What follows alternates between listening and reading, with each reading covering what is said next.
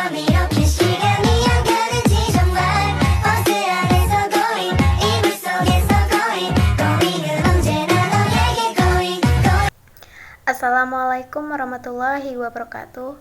Hello everyone, welcome back to my YouTube channel.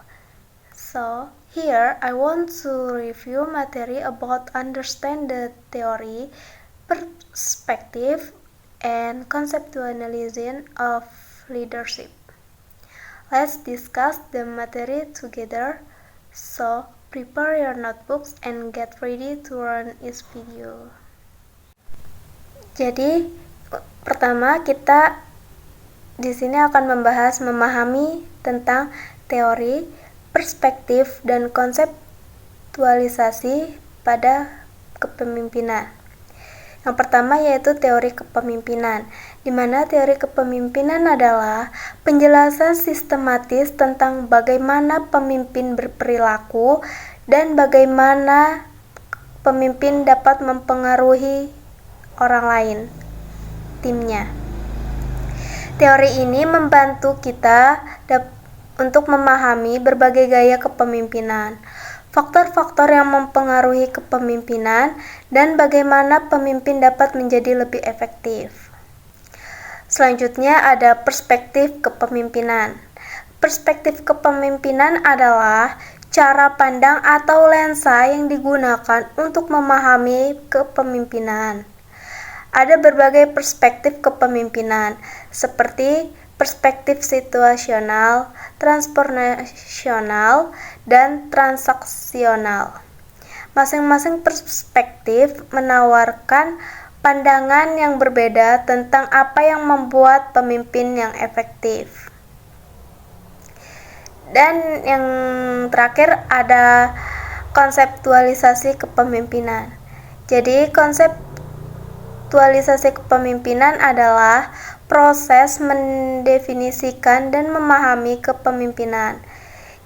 Konseptualisasi ini melibatkan mengidentifikasi elemen-elemen kunci dari kepemimpinan dan bagaimana pemimpin saling terkait antara timnya. Konseptualisasi yang berbeda tentang kepemimpinan dapat membantu kita untuk memahami aspek-aspek kepemimpinan yang berbeda.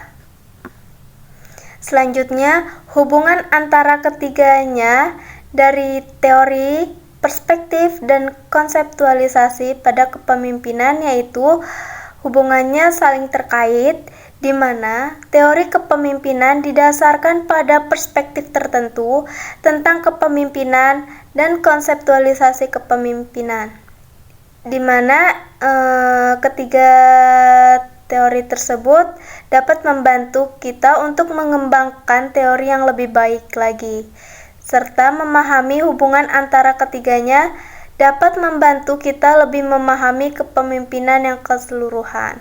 Selanjutnya yaitu mempelajari teori, perspektif, dan konseptualisasi kepemimpinan.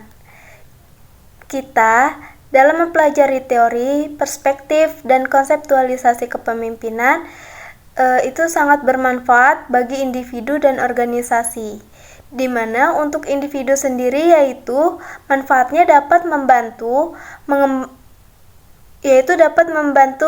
untuk mengembangkan keterampilan kepemimpinan, memahami gaya kepemimpinan, dan menjadikan pemimpin yang lebih efektif. Sedangkan manfaat untuk organisasinya sendiri yaitu dapat membantu menciptakan budaya kepemimpinan yang kuat, meningkatkan kinerja organisasi, dan mencapai tujuan organisasi. Untuk contoh dari ketiganya yaitu yang pertama untuk contoh dari teorinya sendiri, di mana dalam teori ini terdapat contoh kepemimpinan dalam situasional yang menyatakan bahwa gaya kepemimpinan yang paling efektif tergantung pada situasi. Untuk contoh dari perspektifnya sendiri yaitu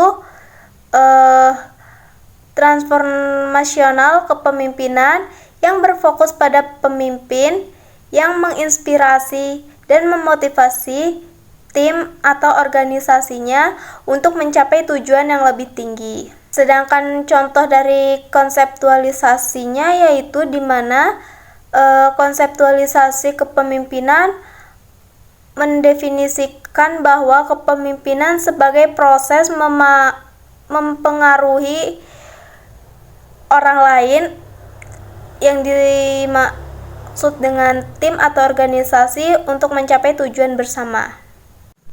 Selanjutnya ada beberapa konseptualisasi kepemimpinan yang berbeda. Seperti yang pertama yaitu kepemimpinan sebagai proses yang berkelanjutan dan dinamis, di mana pemimpin terus berinteraksi dengan tim atau organisasinya maupun lingkungan untuk mencapai tujuan bersama. Yang kedua yaitu kepemimpinan sebagai keterampilan yang dapat dipelajari dan dikembangkan. Di sini pemimpin dapat meningkatkan keterampilan kepemimpinannya melalui pelatihan dan pengalaman yang diikutinya. Dan yang ketiga ada kepemimpinan sebagai situasi. Maksud dari kepemimpinan sebagai situasi ini adalah di mana gaya kepemimpinan yang dapat dilihat sebagai sesuatu yang tergantung pada situasi. Jadi gaya kepemimpinan ini gaya kepemimpinan yang efektif dalam satu situasi, mungkin tidak efektif dalam situasi lainnya. Jadi untuk gaya kepemimpinan sebagai situasi ini yaitu gaya kepemimpinan yang dapat digunakan yaitu lebih efektif dalam satu situasi saja. Kalau dalam berbagai situasi dengan campuran orang lain itu tidak memungkinkan untuk efektif. Dan yang keempat ada kepemimpinan sebagai hubungan. Di sini kepemimpinan berhubungan antara pemimpin dan tim atau organisasinya. Jadi pemimpin yang efektif membangun hubungan yang kuat dengan tim atau organisasinya. So, thank you for watching my video about understand the theory, perspective, and conceptualization of leadership. See you again in the next video. Assalamualaikum warahmatullahi wabarakatuh. Bye-bye.